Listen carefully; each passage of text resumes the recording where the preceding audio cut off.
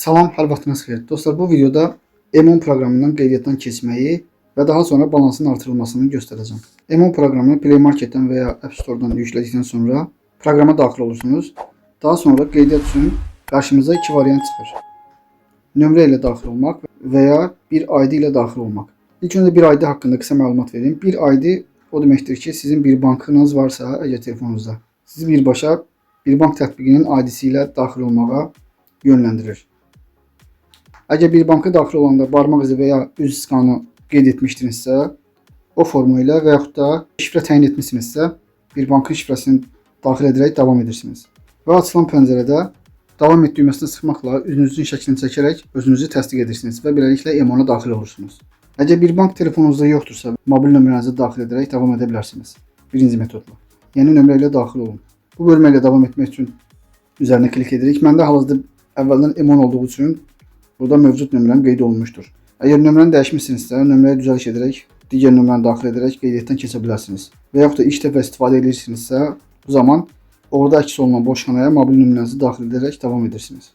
Məsələn, mən hal-hazırda nömrəyə düzəliş et düyməsini sıxıram və açılan bu bölməyə telefon nömrənizi sıfırsız yazırsınız.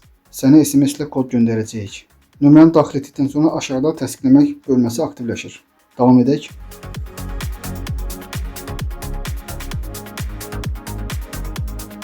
Və gördüyünüz kimi təsdiqləmək bölməsi aktivləşdi. Üzərinə klik edirik.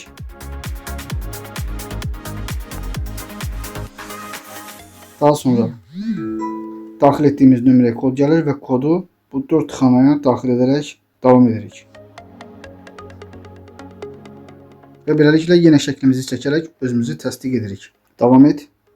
Şəklimizi çəkib özümüzü təsdiq etdikdən sonra növbəti pəncərədə daxil olmaq üçün şifrə təyin etməyimizi təklif edir.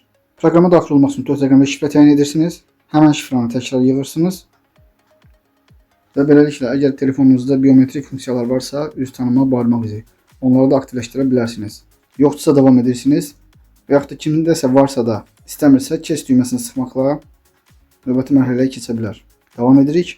Və beləliklə, M10-dakı qeydiyyatımız tamamlandı. Proqram haqqında vaxtınızı alaraq ətraflı məlumat vermək istəmirəm. Onsuz da istifadəsi çox rahatdır. Aşağıdakı bölmələrdən istifadə edərək profildən yeni tarifləri tanış ola bilərsiniz. Deməli, balansı artırmaq. Balansı artırmaq üçün balans artımı üzərinə klik edirik.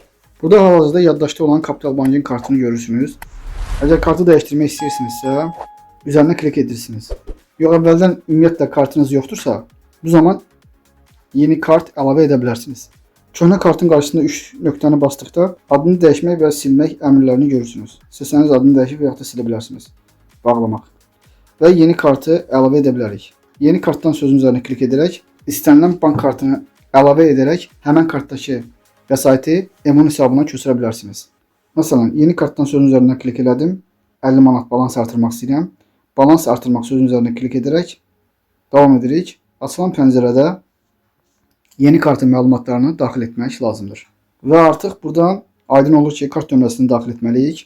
Ay, il olduğu kimi qeyd olunur və kartın arxasındakı 3 rəqəmli CVV kodunu daxil edirsiniz. Kartı yadda saxlamaq istəyirsinizsə, bu bölməyə klik edərək kartı yaddaşda saxlaya bilərsiniz. Və sonda ödə düyməsini sıxırsınız. M10 balansı saniyələr içində artmış olur. İndi bəziləriniz soruşacaq ki, komissiya varmı, xidmət haqqı tutur, yoxsa yox?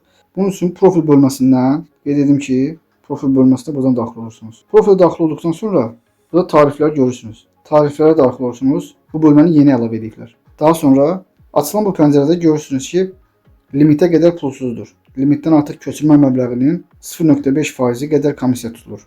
Limit nə qədərdir? Aşağıda qeyd olunur ki, M10-a köçürmələr 5000 manata kimi, karta köçürmələrdə elə 5000 manata kimi limit təyin olunur. Yəni sizin limitiniz 5000-dən çox olarsa, bu zaman 0.5% xidmət haqqı tutulacaq. Və aşağıda digər məlumatlar da qeyd olunmuşdur. Beynəlxalq köçürmələr. Beynəlxalq köçürmələr isə gələn gedən pulların tarifləri haqqında məlumatdır. Müəyyənləşdirilmiş tariflə həyata keçirilir. Bu sözün üzərinə klik etdikdə al və ya göndər sözlərini görürsünüz.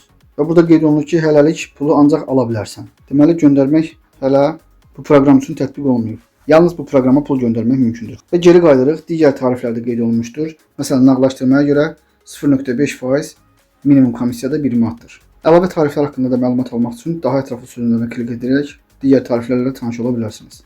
Bu videonun da beləcə sonuna gəldik. Bu videoda qeydiyyat və balansın artırılması haqqında məlumat verdim. və həm də tariflərlə də qısaca tanış olduq. İzlədiyiniz üçün təşəkkür edirəm. Kanala dəstək adına videonu bəyənərək paylaşa bilərsiniz. Sağ olun, salamat qalın.